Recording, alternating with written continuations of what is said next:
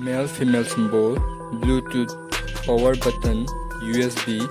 peace sign, joystick controller button, yin yang. Hariba symbol sing asigi nunggi oiba artha. Horokhom na singba video asigi taminasi.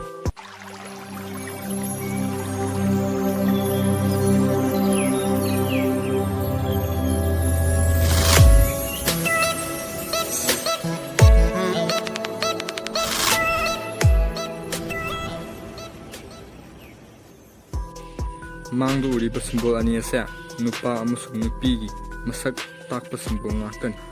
Nupa amasung nupigi symbol sing ase akhoi nungti punsida common oina sijinaba khudam amani.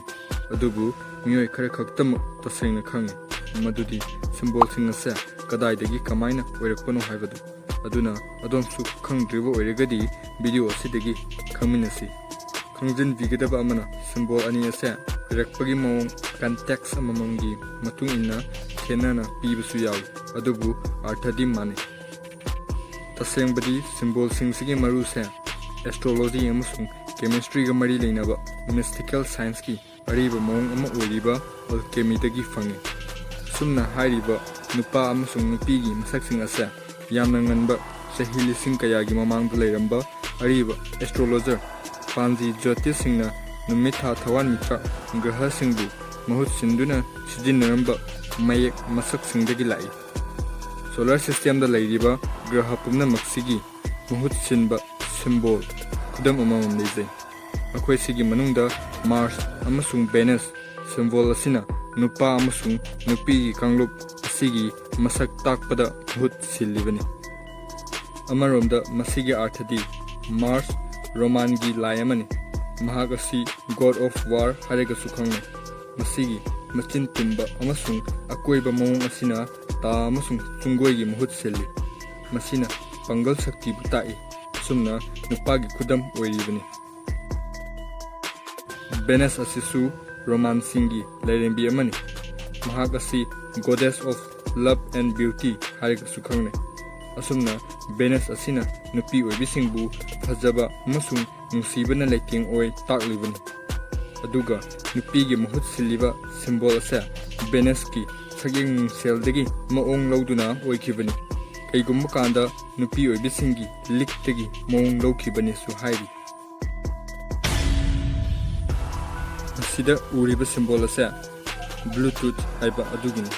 masigi bluetooth ki symbol sida yenglaga adomna khalamba yai adudi symbol ase b haiba english letter asidagi sandokpani haina adubu tasengna madu lali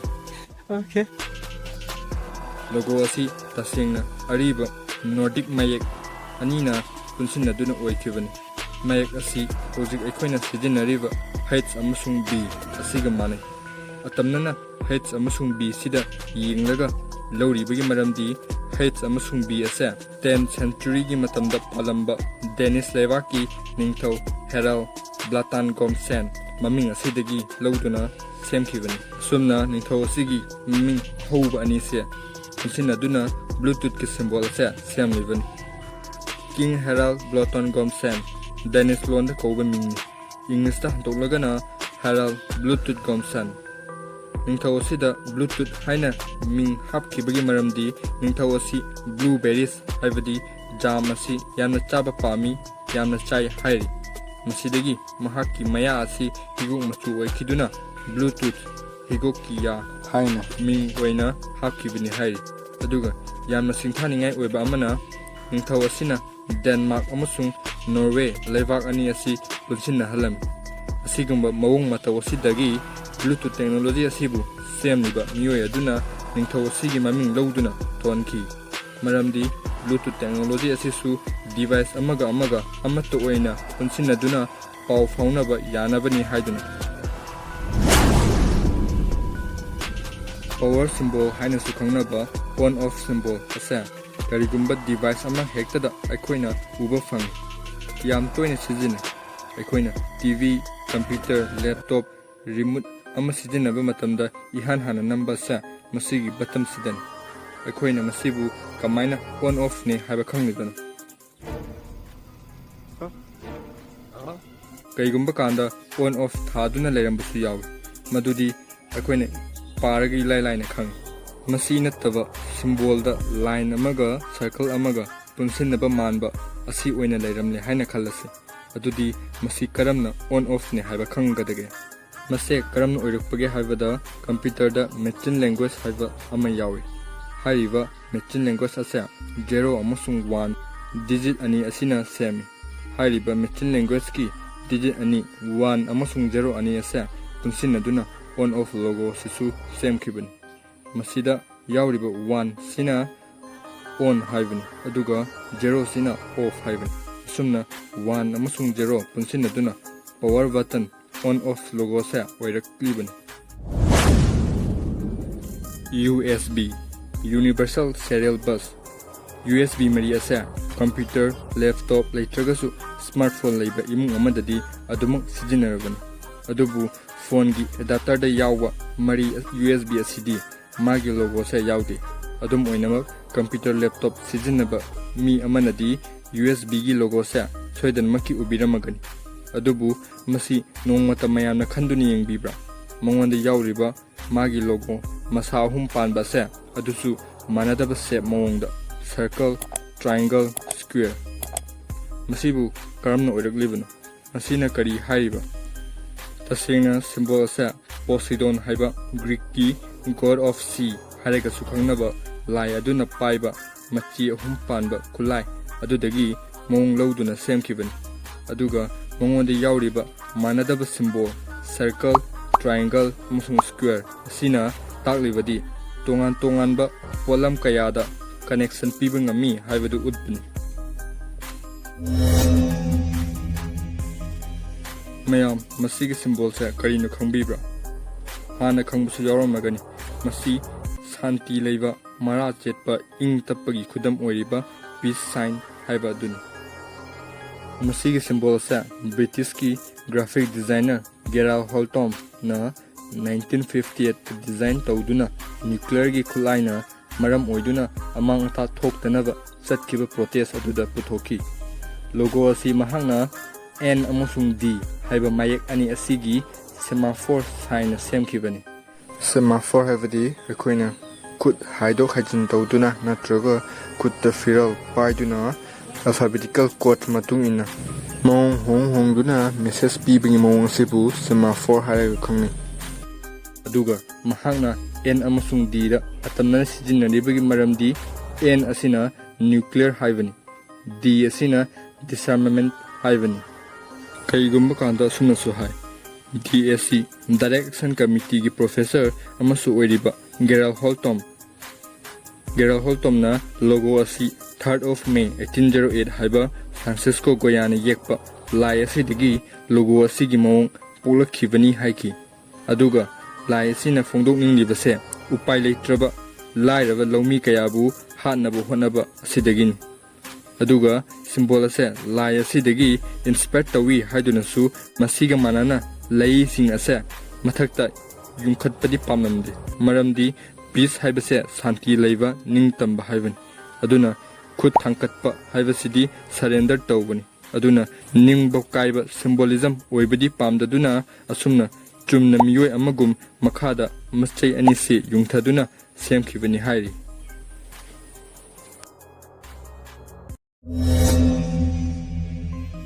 Joystick controller asidi mayam su hena khangnaraba pon gamer singidi si paikradi namthabinaba leite kan harakan yamna hena seasonai adubu controller asidi yawriba buttons ki symbol singsina kari hariba circle square cross amasung triangle sina matam ama company kaya joystick sing asigi button sing asi English alphabet letter natraga color machu tawduna semnarami adubu Sony company gi engineer Tayugo to asina yam laiba ningsingbada waroidaba symbols oina semba pamki aduga masida triangle circle cross amasung square ase oina hapki aduga masigi arthana triangle asina maikai takpada season square asibuna paper natraga document oina season habadi menu oina season circle amasung cross asibuna yes or no haina pokhum pinaba season ꯑꯁꯨꯝꯅ ꯉꯁꯤ ꯐꯥꯎꯕ ꯑꯌꯥꯝꯕ ꯃꯥꯒꯤ design ꯑꯁꯤ ꯑꯣꯏꯅ ꯁꯤꯖꯤꯟꯅꯔꯤ꯫